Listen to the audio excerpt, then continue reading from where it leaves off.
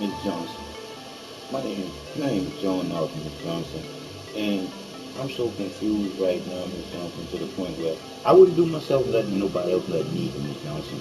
But Ms. Johnson, what's going on with me right now, dealing with the medical field and me getting some type of legal representation, is mind-boggling to me. I've been on class action lawsuits. I've been on all types of different things to say I've been a paraplegic since '98, man. And I didn't survive to now to being straight. But now I'm being evicted out of my apartment for just speaking up about me being here for 9 years and them never making it handicap accessible. And now that I'm standing my ground, because when they raised the rent up again, I was already getting help from friends to pay my rent and had a whole voucher that had my last name spelled wrong on it. That I've been fighting for 15 years for somebody to fix that. So I gotta laugh to keep from crying, man, because the unthinkable I done did already. I tried to kill myself, but that was because I was on too much medication. I did know better. You see, and it's just ironic that now that I know better and I'm doing better, but no one is listening to what I've been through. To I'm just here calling up any and everybody that I can constantly call to get some type of help and ain't getting none. But I appreciate you for listening.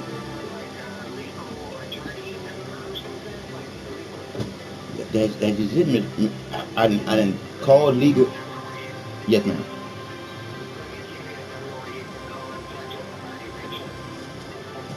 Oh, wait.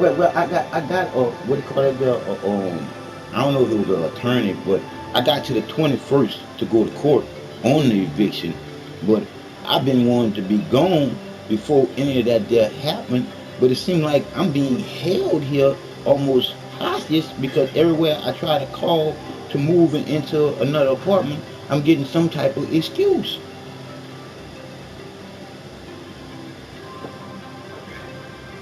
So I don't know what to do, man. But I appreciate you for listening.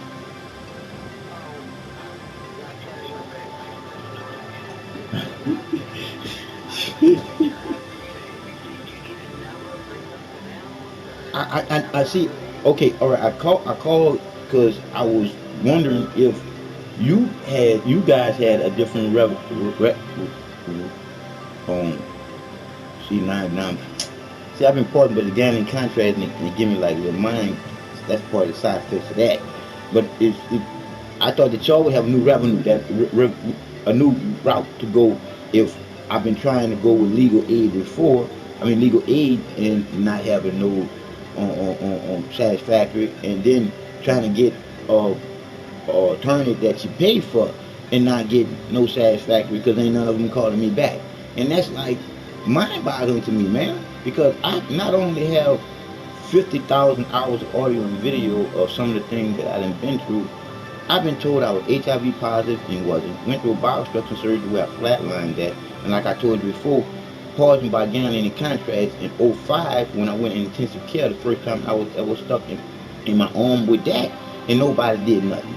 So for me to be went through all the things that I've been through and still be here and being able to articulate it now to say that I used to stutter and I still can't read or write. And that's one of the reasons why people are getting a lot of things over on me too. So I'm trying to learn how to do that now.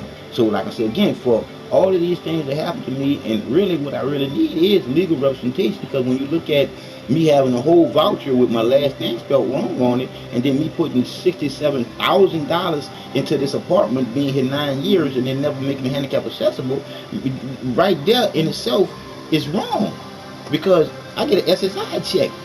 I ain't faking bipolar or nothing, but I don't know what to do, man. I don't know what to do.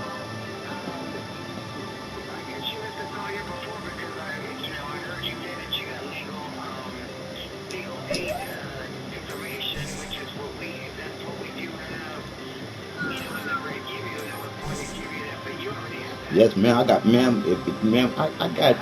I know, cause I got almost like 16, 17 different attorneys lying to me about me being on a class action lawsuit with the gambling contract, but then lying to me about a whole bunch of other things too that I was talking to them about, like with my ambulance stopping in front of police station.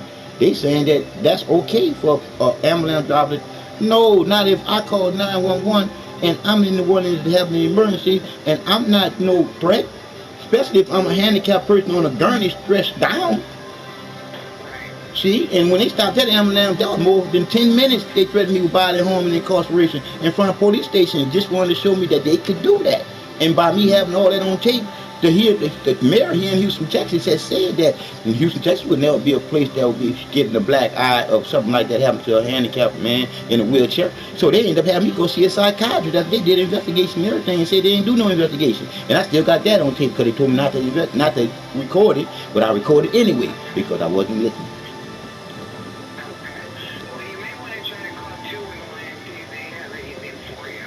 Okay. Yes, ma'am. And I appreciate you, ma'am. Thanks a lot.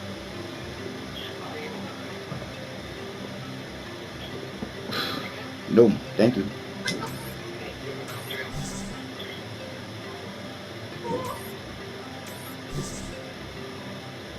Bad.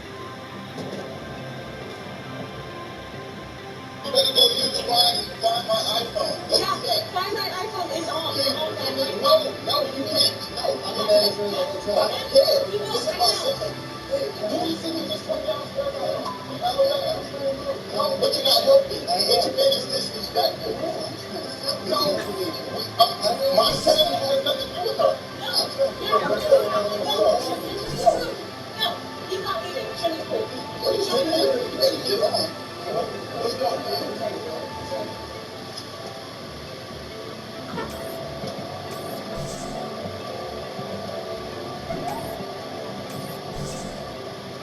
Get on.